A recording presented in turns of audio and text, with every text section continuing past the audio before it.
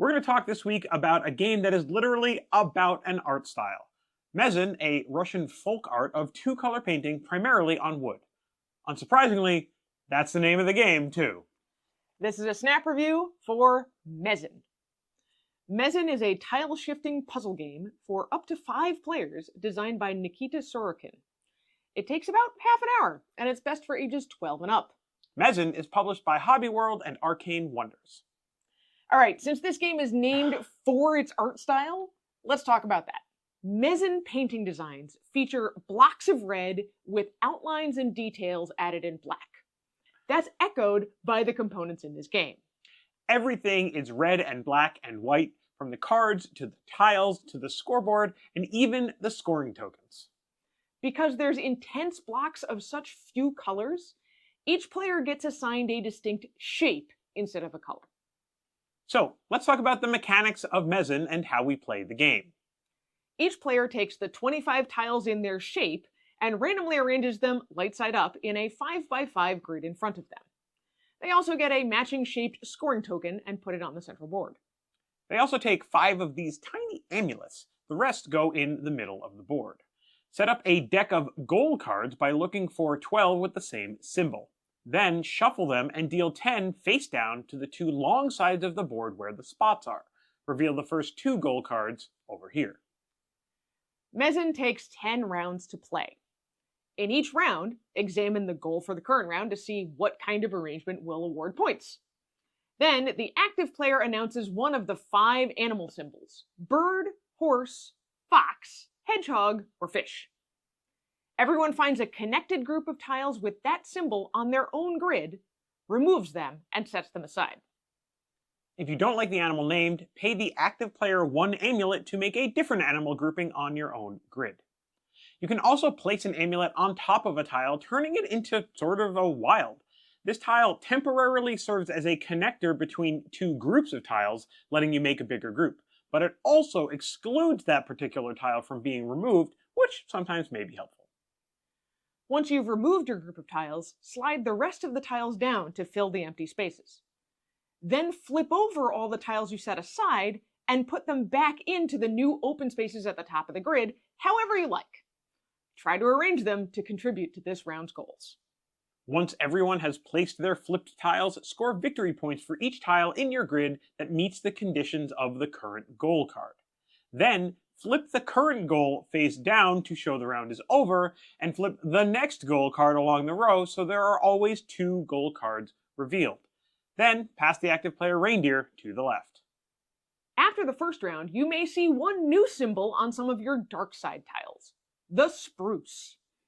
This tree symbol acts like a wild when making and removing a group. In fact, it must be a part of any group it touches. But it doesn't act like a wild when it comes to scoring specific animal symbols. Some goal cards may specify spruce symbols as part of their requirements. That's most of the game, but we're not quite done. First of all, you need to know that there is a way to get more amulets. At the end of any round, you can choose to get 2 amulets instead of scoring that round's goal. This is a great option when you wouldn't otherwise get any points that round. After the 5th round scoring, count up how many dark tiles you have in your grid and give yourself 1 point for each. After the 10th and final round scoring, give yourself a point for every light tile that you have, and 1 point for every amulet, and 1 point for every tile in the largest connected group you have, which can include spruce tiles. Whoever has the most points wins the game. So that's how we play Mezen. Anitra, what did you expect from this one? I thought the art in this looked really, really cool. And the idea of each player having a different shape is super clever. But once we started going through the instructions, it felt really confusing. I wasn't sure exactly what the point of the game was or what we were really trying to do. Art-wise, I totally agree with you. The art on the front of the box grabbed me, and the more I looked at it and I realized that it kind of reused a lot of different shapes to be different things, like teardrops could be hair or fins or leaves, it really reminded me this is a unique and primitive art style. But Mezen is just that, an art style, so I had no idea how that was actually going to translate to the mechanics of a game. So what surprised us about Mezen? Since this game was kind of hard to learn, I was surprised to eventually realize that it's basically a solo game. In fact, there are rules to play solo, and the only major change is in when and how you get amulets.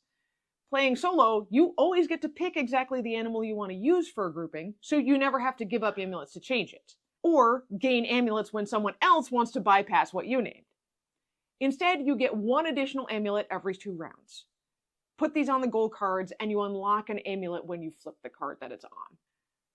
There's a lot of variability in the goal setup, but it doesn't actually change the game that much. You're always going to look ahead at what the next round's goal is, and try to see if you can piece together an animal grouping that will let you rearrange the tiles to better meet the next goal and the goal after that. Sometimes it'll work, and sometimes it won't. For me, I really liked the sliding puzzle aspect of Mezen. I love that you were constantly pulled back and forth, trying to please all of these different goals that are so wildly different. The only ones that are consistent are the dark and light tile goals at the 5th and the 10th rounds. The rest could really be anything, and I love that variability. I am a little disappointed in the rulebook in general.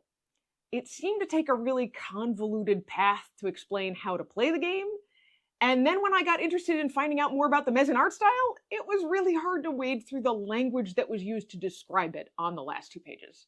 I ended up doing research online instead, which was a little easier to interpret. One other thing I do want to add here is the component quality on Mezen just isn't that great. The cardboard is very thin. Our board came warped. So if you are going to play this with the family, just be mindful that it might not be as robust as some of your other games. Yeah, it's fine, but not amazing. Mm-hmm. I would recommend Mezen to 2 distinct audiences. First, families who want a jumping off point to study more about folk art, especially in Russia or Scandinavia. This is kind of a Nordic style as well as Russian. Secondly, gamers who want a puzzly game with no player interference and challenges that never feel punitive. We give Mezen 3.5 animals out of 5. And that's Mezen In a snap. Yeah, put the box up right. No, I'm not going to put the box right there.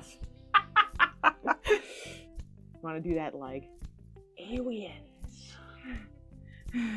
Not quite like that.